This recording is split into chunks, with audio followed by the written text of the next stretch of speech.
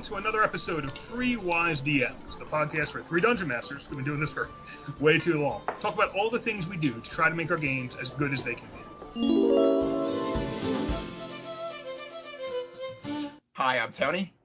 I'm Chris. Well, the dawn was coming, heard him ringing on my bell. He said, my name's the teacher. Oh, that's what I call myself. First time on 3WD, dude, Jethro Tull. That was I'm going to hand you out a future inspiration for bringing some Jethro Tull into this. That song is great. So first time on 3WD, Jethro Tull, but teacher. And why? Well, first a word from our no, I'm kidding, guys. But if you guys have actually seen 3WD, it's really exciting. We've decided to finally become an affiliate with somebody. It's Fan Roll Dice. You guys have probably seen the email we sent out and our Facebook posts and all our socials. But super simple. They make great dice. You can go see some of the pictures we got from our actual Dragonlance game that we did recently, where we were testing them out. You can go to their site. They have much better pictures. We're not photographers, but real easy. You want dice, you want accessories, check them out. Go to fanrolldice.com/ref/2871. If you go there, you'll get 10% off from us for everything. No strings attached. So pretty easy. So cool. There you go. There's our little, paying the bills section. So on to the episode, though. We were talking, and the teacher makes kind of some sense. I don't know. Maybe I'm shoehorning that in. But we've been talking, and we've been playing with in our campaigns as well. How do you make especially in a leveling system like 5e, and there's a lot of other systems out there that do a leveling progression where you gain abilities from leveling.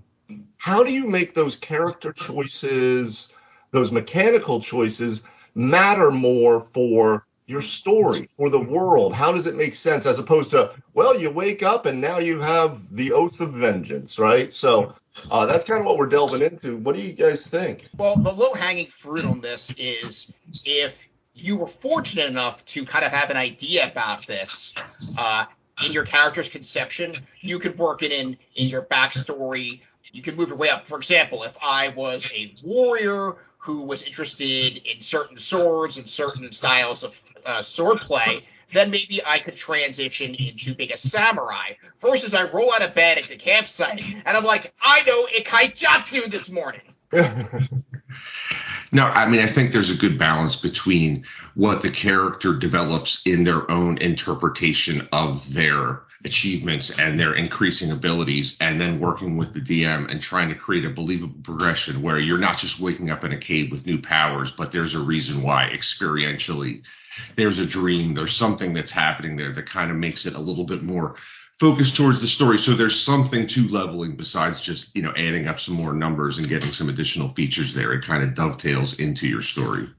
Yeah, and the reason I kind of wanted to come at it this way was this is something I actually finally I wanted to, and I started to play around with it in some other games, but I really, with the newest Dragonlance game we've been running, I really wanted to lean super heavy into it because why? These massive things are happening. People are taking oaths in Dragonlance. People are becoming knights, right?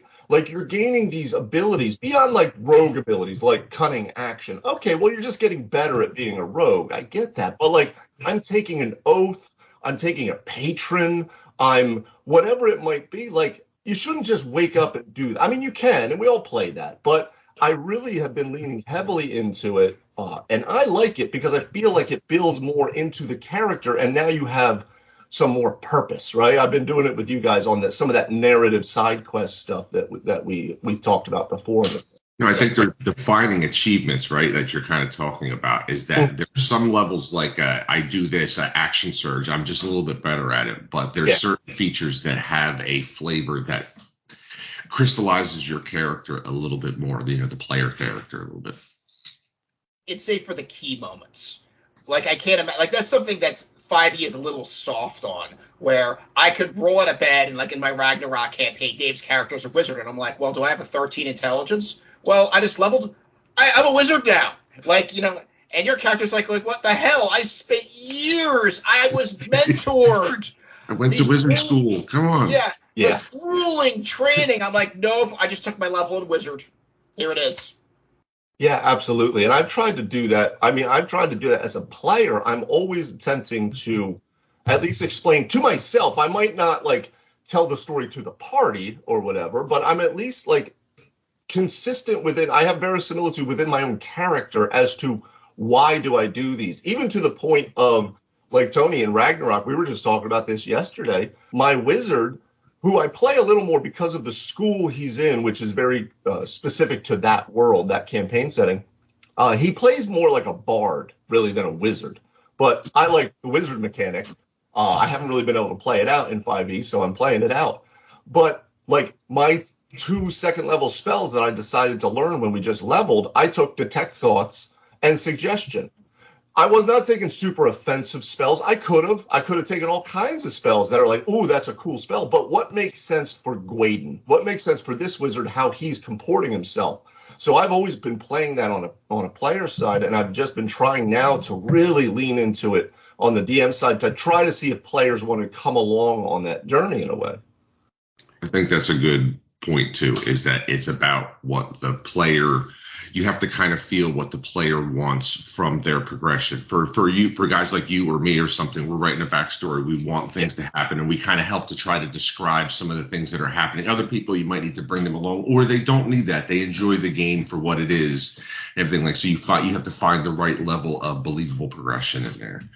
Yeah, I think that's well said. Something Dave did, or at least introduced, when we're doing Ravenloft, when we took feats. If there was something really kind of outside of our class scope, we had story surrounding them. So when Hawk got an intelligence proficiency with resilience, it wasn't like he just rolled out of bed and like, hey, brother, I've got an iron mind now. Like, that did not happen. He did not just roll out of bed and there he had that ability. But that kind of creates a dynamic where you've got your player's concept, how they conceptualize the story versus now the party and how they have expectations of how they're going to be, and then the DM's kind of in the middle going, well, this is actually how the world is. Break that out a little more, too. And what do you like? Give an example so we can kind of see. Sure. So, for example, I have a character, and I am making. Let's take wait. You're making some unconventional choices because you're leaning more into how you've conceptualized this wizard who's very bard-like. Yeah. Well, let's just say I'm in the party and you hit a point where you would have fireball and maybe you don't have it.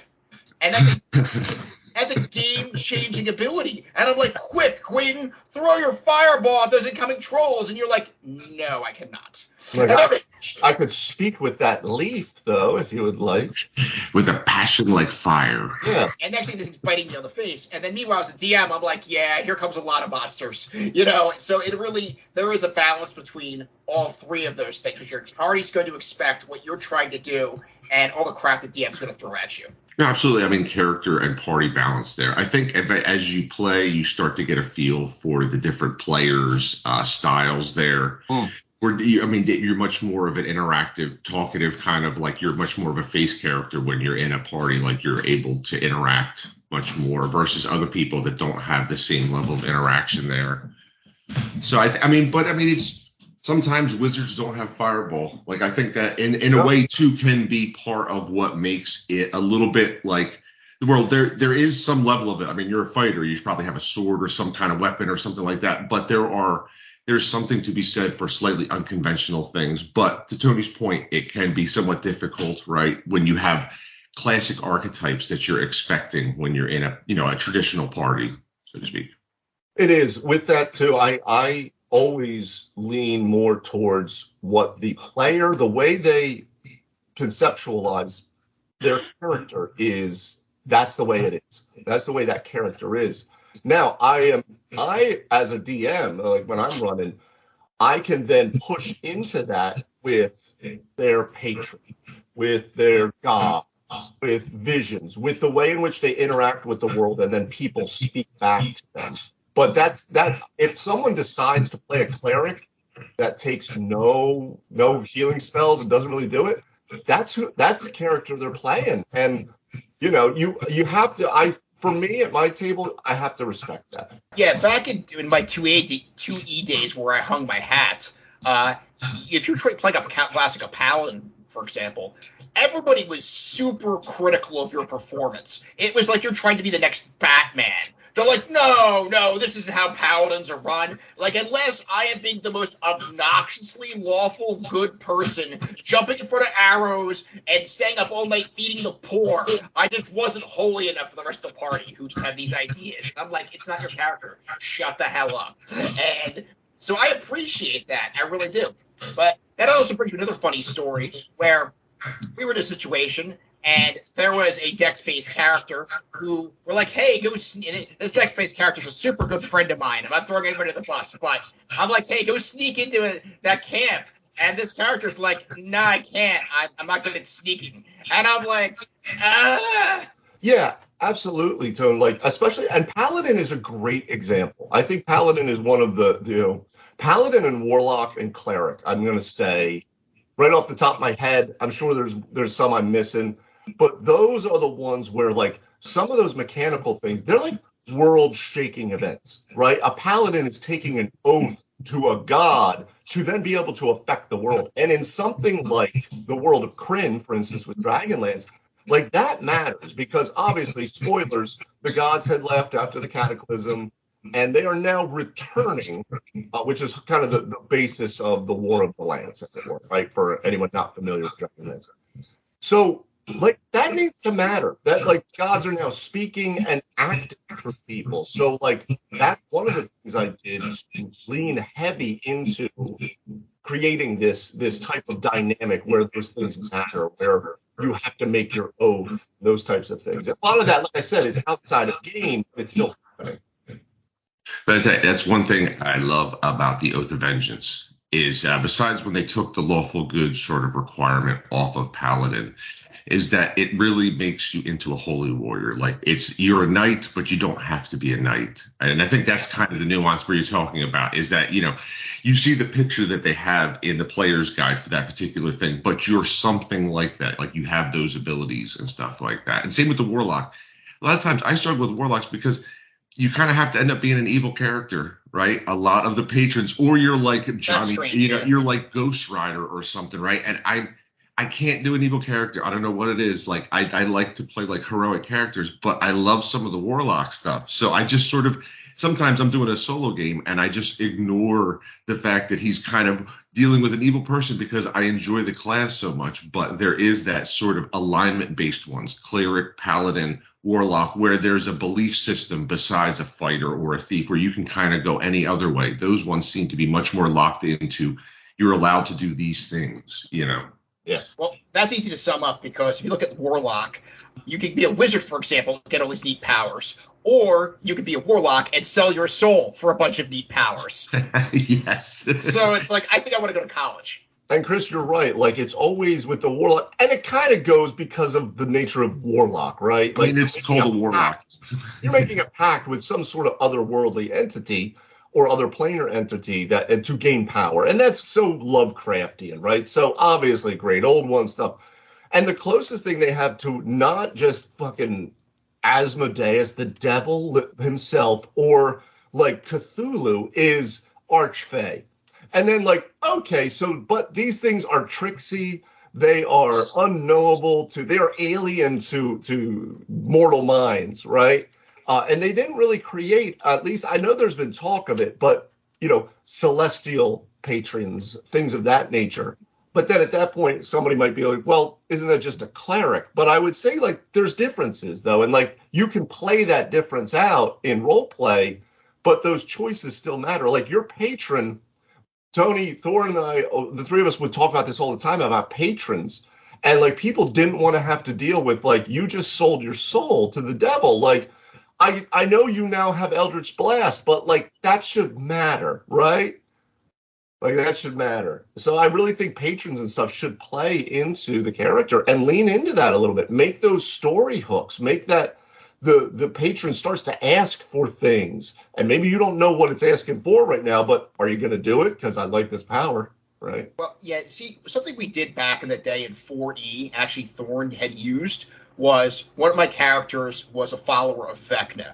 And it's very similar to the piety. I know, it's unbelievable, right? I sold my soul. Again, can you believe this? Yeah. So there was basically, before piety existed from Pharaohs, it was a system very similar to this, where I would do things that he specifically wanted. Like I would sacrifice objects of knowledge to him, and therefore, because I was doing this extra BS, I was getting awesome powers. So I made a sacrifice, and I got more power than other players had access to.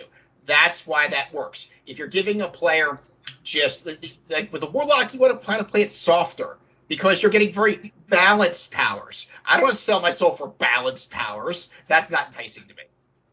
Yeah, for like, oh, cool, I sold my soul, so now I have 1d10 plus my charisma. Like, it's cool, and I get it mechanically. Yeah. I get it mechanically, but there's so much there that you could play into with the character and do things like I'm playing with that in the current campaign as well, where people are starting to gain access to things that you wouldn't normally get out of the PHB as their character starts to unfold and as like their place in the world starts to unfold, and maybe deities or something that they're following or whatever it might be. And I'm kind of seeing where it goes. I don't fully know yet, but I'm just seeing where it goes. But it definitely, I think, creates these much deeper characters that now are in the world and they matter for the world too. And I just feel like that pushes more for the role play during the game too. I don't know if you guys are experiencing it. What are your thoughts in that way? I mean, I think that there's something to it. I think especially when you tie it in with a backstory and you're able to find some additional nugget of information in this session or something, and it ties into that. And very often you can, as a DM, you can use that to dovetail that into stuff like character progressions. Like all of a sudden you meet this guy or you have this dream at this certain point, and all of a sudden your destiny is starting to be revealed to you. Like it gives you good hooks to be able to introduce stuff like that to make it a lot more believable and fun and, immersive.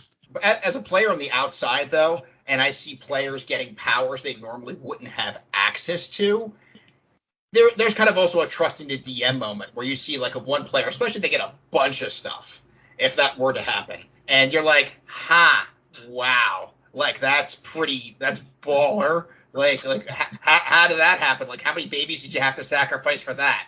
So, and that does play into the story, but there's also the mechanics versus the story there with the other players and the endless balance.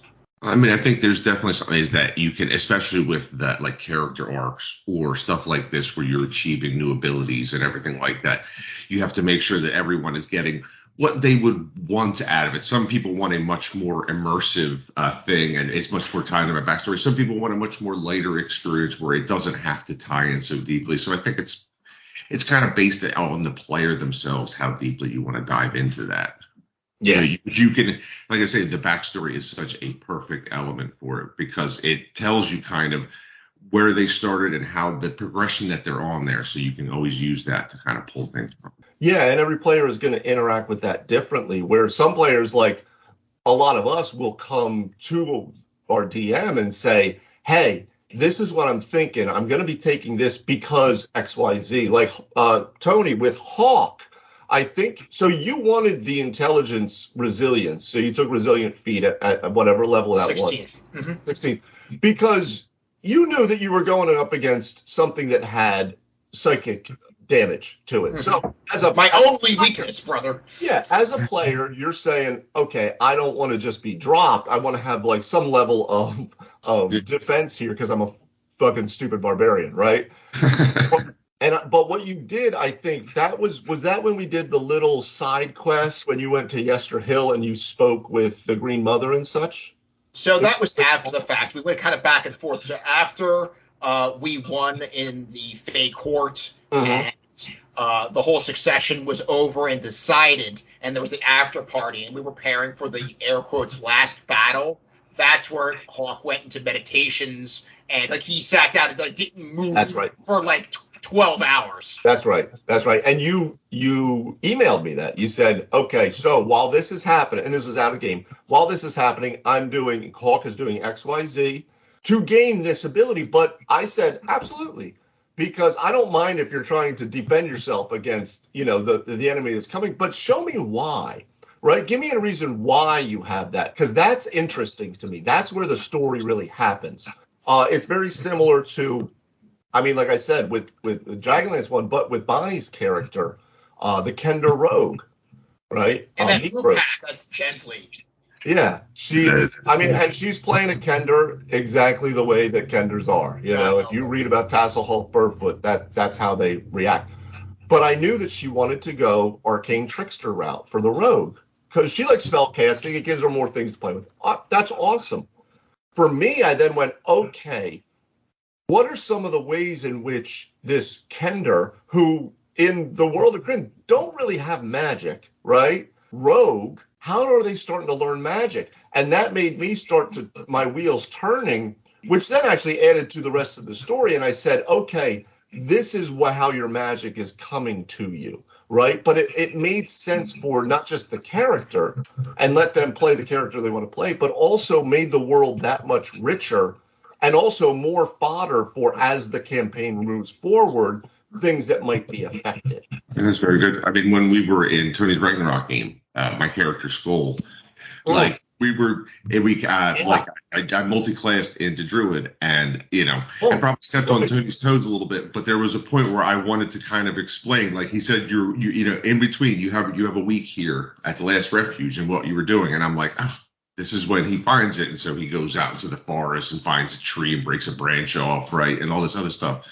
But then I started texting with Tony back and forth, and we kind of worked a little bit with it and tweaked some things. And I think it's like there's a good give and take. Sometimes it's a little bit more DM to player, sometimes it's a little bit more player to DM, where you're reaching out and saying, this is something that I want to do, or this is how I want to kind of visualize how my progression works. So it's a good kind of balance where you have to kind of, I guess I keep restating it, but that it's like a conversation with each player, how deeply they want to believe what their character is, how deep you want to be rooted in the world, that all these decisions have to make sense. Let's make the ones make sense that are important to you. I'm very big on continuity, and if we don't have that, like, yes, I'm in a world with elves and magic and dragons, but there's got to be some rules that hold it together, or what the hell are we doing? Yeah. Like low magic. Like, I think the only way it's if you enter into a true low magic world, you can really lean into that. A lot of the other stuff if you're running a full-on campaign, like, it's pretty darn magical, though. So, obviously it's good for character enrichment that you're explaining it, but it's a super magical world. But something like Middle Earth or even Dragonlance as it starts, like, these things are just crazy things. Like, there's a bunch of regular humans and people walking around. So that mystical element and the character progressions and having to introduce gods and deities is much deeper. Yeah, absolutely. And Chris, I would say, because that was a great way in which you as the player initiated, because Tony had, in the Journey to Ragnarok campaign, Tony's made some adjustments. I know, crazy, who would have thought? Unbelievable. But he made some adjustments, and what he did was he created this idea of runic levels. So Tony, just kind of quickly explain, like, your concept of the runic levels, and then I'll get to my point that I'm making here. So my incredibly short version of this is that while they're in the beginning part of the game, they're capped to level 7.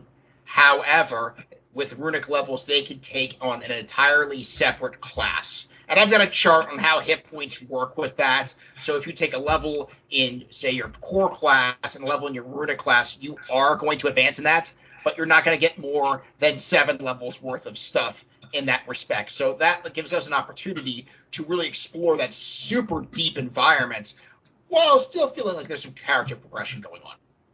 Yeah, exactly. So you put this forward to us, I want to say, at second level or at first level, one of the two, but it was very early. You said you have the ability to, in essence, multi-class, but it's a little bit more of a homebrewed multi-class option, so you don't get everything from it. But it's like my 5th attempt at this. Yeah, it lets you build your character out. And I was like, that's really cool. And I said, I'm going to stick with wizard right now. But right off the bat, I had said, but I'm thinking I might down the road begin to work on bard. That's at the same point, because that's kind of where Gwaden seems to be heading, like I was saying earlier. But I gave Tony that heads up levels before I ever made that choice for multiclassing.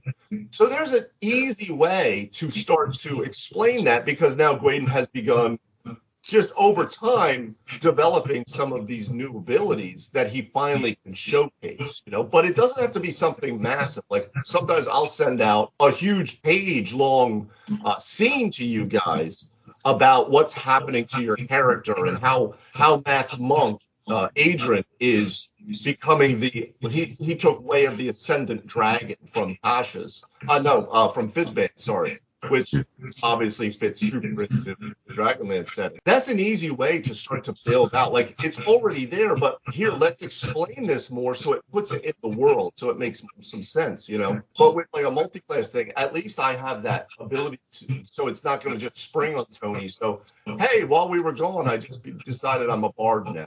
Now I have inspiration.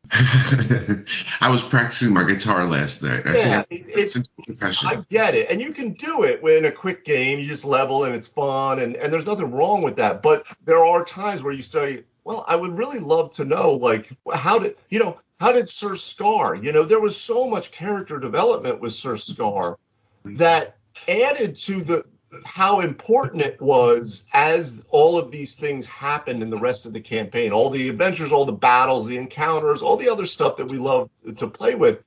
It made him matter more. It put him in the world. It just informed it so much more and made it a much more pleasant story, I thought. I think it's kind of like a spice, like believable progression. Like, to your point, playing D&D is fun and leveling is fun. Like, I'd level every 5 minutes if I could, right? Like, not all the time, but it's one of the biggest endorphin rushes you get. But I think the believable progression stuff is a spice that you add. And some people like a really spicy food, right? And so you give them a lot of that. Some people like it a little bit more bland. So you have the meat of the adventure, but you can spice it up with just a little bit of extra story around why you're suddenly an Oath of Vengeance paladin, or why now you've chosen this patron and now he's kind of calling on you for something or something like that. Like, it's just little tiny bits of spice on top of what's already there. Don't always need to add it. I think it really adds something to your point with Dragonlance and all the stuff that we do Ragnarök. So.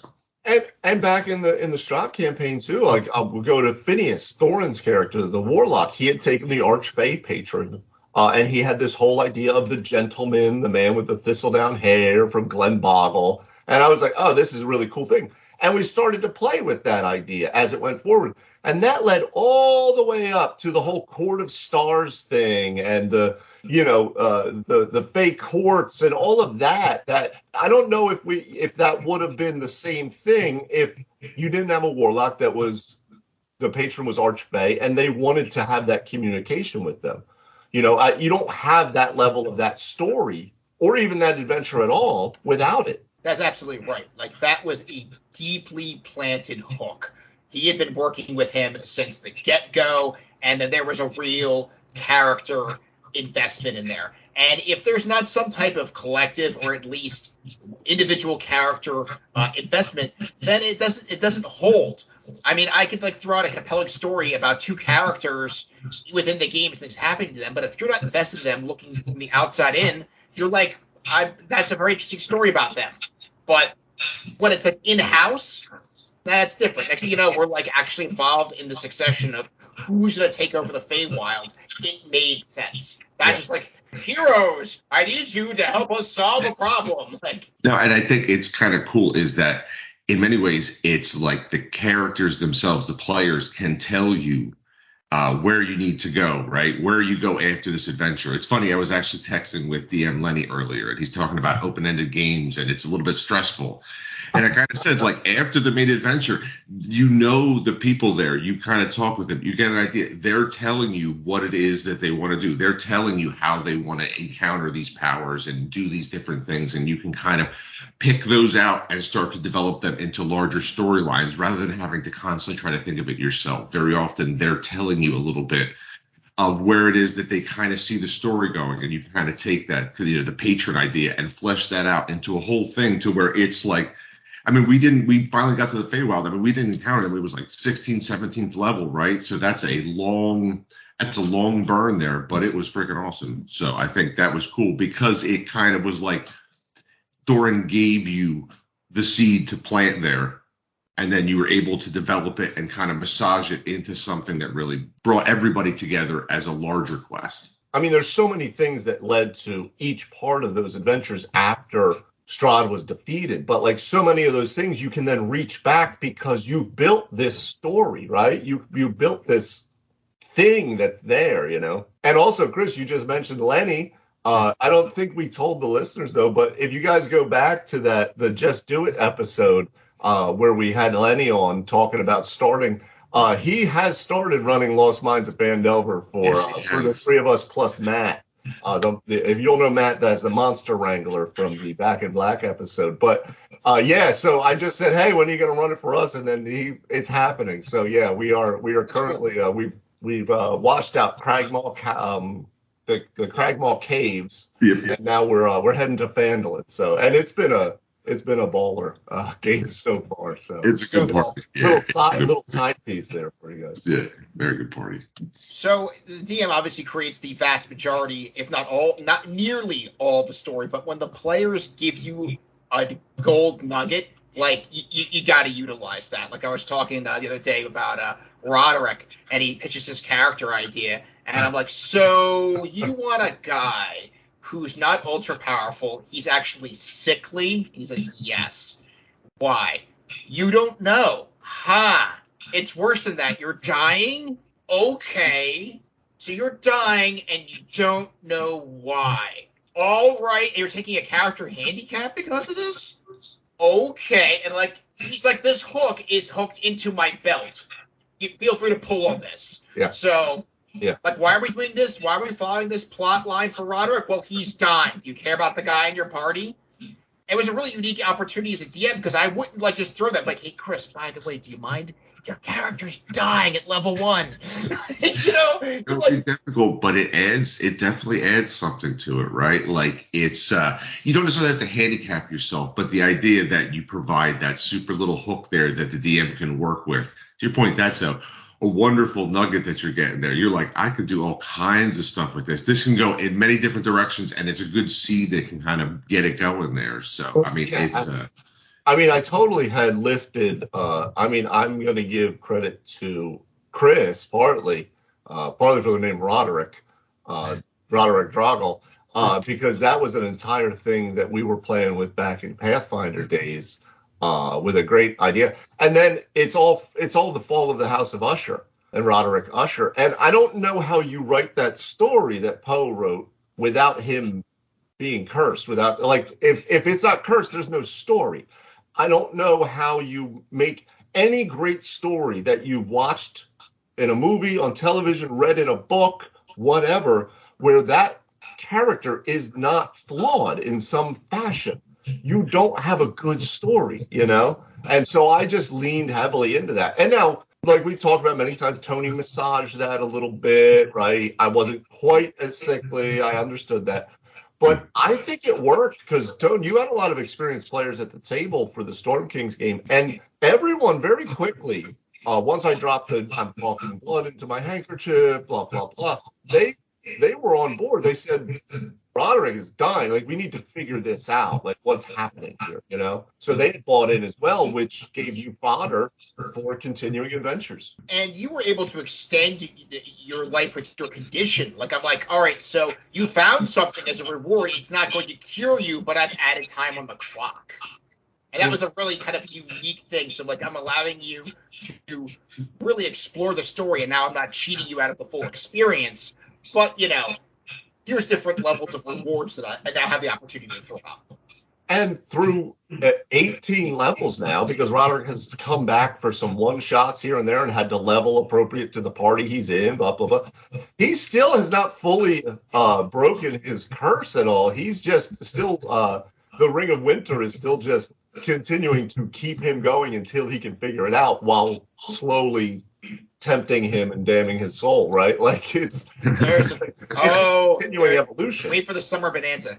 All right, well, I think it's about that time, guys, for final thoughts. It's also time to remind you guys, if you go to fanrolldice.com/ref/2871, that's 10% off all your dice and accessories. Yeah, we're going to keep telling you about it because they're pretty sweet dice. So that's from us to you. But here, let's go through final thoughts here. So character mechanical options, class features, patrons, all of this. How do we help make it more story-based? And with that, what has been your favorite, because we haven't played them all yet, what's been your favorite subclass to play, and why? How about that? There we go. Well, there's a lot there.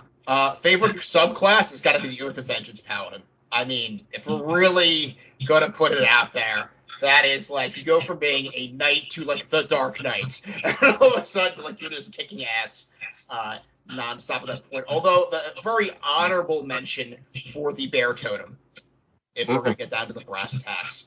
I feel like it should matter. You should reach into this as much as the player wants to interact for it. So if you're like, hey, I leveled up, we talked about it, it's great, that's cool. If they want to go deeper, you should certainly encourage that. And if they give you something to really work with, those hooks, that's free money and for the DM. And just embrace it, roll with it, and put it in the story, make it part of the DNA. You know, as Thorne used to say, the world is yours, but the character belongs to obviously the player. So if they have ideas and concepts, then you should try to make that work for them. You know, other players will have their own expectations about things, but you know what? It's their character at the end of the day. You took that with Vengeance Paladin. I was going to say that one is a classic. Chris, Master's awesome. That's almost like, Tony, you said it's like you're a knight to the Dark Knight. It's like you get to be Batman, but with like the powers of Superman. Like, I don't know who's not going to take that, right? It's one of the most OP and satisfying subclasses ever. But I mean, I would say that the College Eloquence Bard that I'm doing with Rasquedo now, it's awesome. Very bardy. I like a lot of the newer subclasses they did. I did a Hexblade Warlock in my solo game, so I like that class a lot. You have to deal with the fact, so I kind of do it like a Ghost Rider kind of vibe in there, that he's sort of running from his evil past there, but that is a really fun class. And I think, like you guys say, like, it's story. The story it's a collaborative story, right? Like, how do I serve the story? Very often the players are going to tell you where they want to go, what they want to do. So the believable progression is just stuff that as you see what different players like from it, what they give you through the backstory, and how they interact with you at the table, what they text you after the game. You can use that to not only help their experience, but then help to build out your own, with the Feywild in Strahd or something like that. You can use what they say, the back and forth, to really create something. Because in the end, right, it's like, even the DM, you're telling the story, right? But the story is kind of out there in between you and the players. So it's like I think when everyone is getting their hands in it, it only makes the overall experience better. Wonderfully said. Solid. I would say, I was going to reach for the College of Lore Bard because that's what Ragnarök had been. And he was so bardy, so incredibly bardy, right? Trademark term. He's just like, so bard. I also like that one too because I was trying to play the bard. People talk about it all the time. Bards don't have to sing. They don't have to be musicians. I was like more trying to play like a bard of prose, things like that. Anyway, I love that. I will say though, because it kind of is playing like I was just talking about Gwaden, the School of the Wanderer in the Ragnarök campaign setting is fun because it starts you out right off the bat with real bardy things. Like the concept of the character is very bardy, and the way I envisioned his backstory as the teller, in essence, like he's a one that goes about the world telling the story of Midgard because that's how Midgard continues almost. Like that's kind of the idea behind him, so he's just a storyteller. So, I kind of like that because I'm getting to play a wizard, but he's still real bardy. So, but that's super early on. So, obviously, bard stuff. That's what I'm into, I guess. Do what you want. Do what you're comfortable with. So for me, I love to do a lot of these things, but, if you're a player, approach your DM, talk to them, look at your class guide, your character guide, and your player's handbook. What are you seeing when the Paladin takes an oath, when the Warlock, what's happening with the Patron? When those things are happening, approach your DM and say, hey, this is what I'm thinking. This is where I see my character heading. For DMs, the same thing. You can do what I do, which is create a whole Google Doc for every player out there, but you don't have to do that. What you can do, same thing. Look at the character guide. When there's a couple of those big things happening, why? Just think of the why. And then talk to your player. Maybe you just send them a text and just say, hey, this is happening, or how do you see this happening? Do what you like. Do what you're comfortable with. And that's pretty much it for me. So again, thanks guys for coming this week. And as we do each week, we're going to let our dear old erstwhile leader take us out. Everyone at home, thank you very much for joining us for this episode of Three Wise DMs. This was our own passion topic, or my own passion topic, depending on how you look at it. But a lot of our topics come from readers like you, so if you have something you'd like to hear us talk about, please send it in to threewisedms@gmail.com. Go to our website, threewisedms.com, and enter it in the What's Your Problem field, or talk to us on Facebook, Twitter, or Instagram. We're very active on all those sites, and we'll get your message and see if we can get it on the air. Also, if you're listening to this on your podcast platform, please give us 5 stars if you like what you're hearing. That really helps us increase our reach. Review it if you can. Tell folks you like it. We've been growing by leaps and bounds. That's all because of you. Thank you very much. That's it for this week. We'll see you next time on Three Wise DMs.